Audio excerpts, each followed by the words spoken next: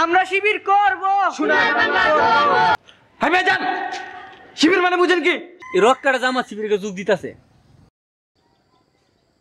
আসসালামু আলাইকুম ওয়া রাহমাতুল্লাহ। ওয়ালাইকুম সালাম। ভাই একটা কথা জিজ্ঞেস করব, কিছু মনে করেন না। ভাই আপনি কি শিবির? কেন ভাই হঠাৎ করে এই প্রশ্ন? না ভাই, দেখি আপনি সবসময় টাকনুর উপরে কাপড় পরেন, এই জন্য বললাম আর কি। এগুলো তো শিবিরে পড়ে। ভাই দেখেন, পুরুষদের জন্য টাকনুর উপরে কাপড় পরা হচ্ছে সুন্নাহ। এটা হলো আমাদের হযরত মুহাম্মদ সাল্লাল্লাহু আলাইহি ওয়াসাল্লামের একটি অন্যতম সুন্নত। আর পুরুষদের জন্য টাকনুর নিচে কাপড় পরা এটা হারাম। এটা মানে বৈজ্ঞানিক ভাষাও তারা মানে এটা প্রমাণ করেছে, বৈজ্ঞানিক থিওরিতেও এটা প্রমাণ করেছে যে এটা অনেক ক্ষতিকর। ভাই আজকে আসি, হ্যাঁ? আর নামাজ যান, ঠিক আছে? আরেকদিন দেখা হবে। আসসালামু আলাইকুম ভাই।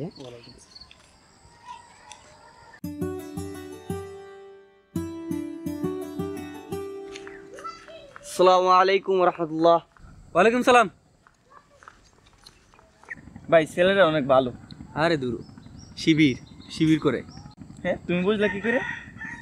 আরে দেখেন না, 5 ওয়াক্ত নামাজ পড়ে, এর মধ্যে ওর আপনার লাইফে ওর আপনি আগে সালাম দিতে পারতেন না, নিশ্চিত শিবির হলে হতে পারে।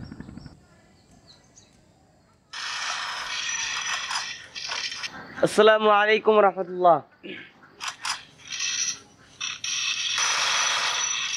ভাই একটু শুনেন। মার মার মার, মারবে মার।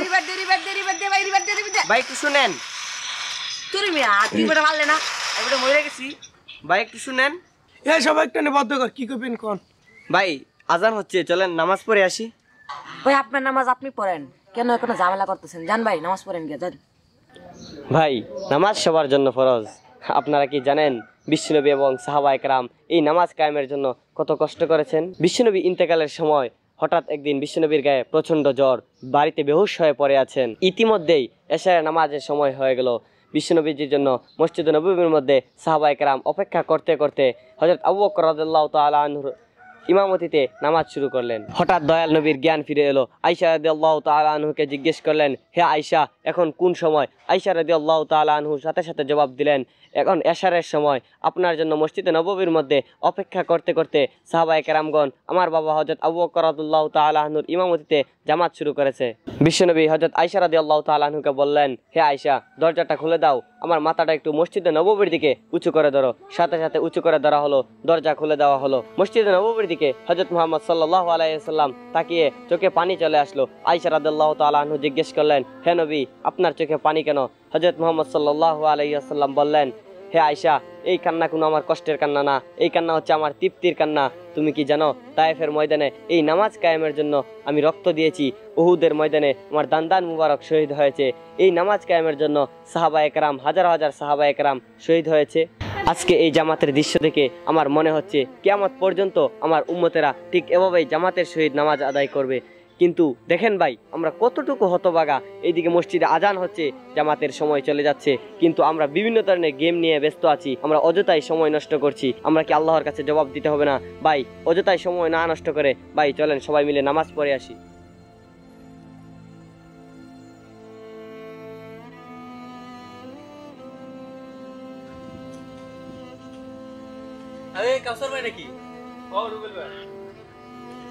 এলাকার যে একটা অবস্থা শুরু হয়েছে, জুয়ান বুইরা সব বিঘা এই রক কাটা জামাত শিবিরকে যোগ দিতেছে।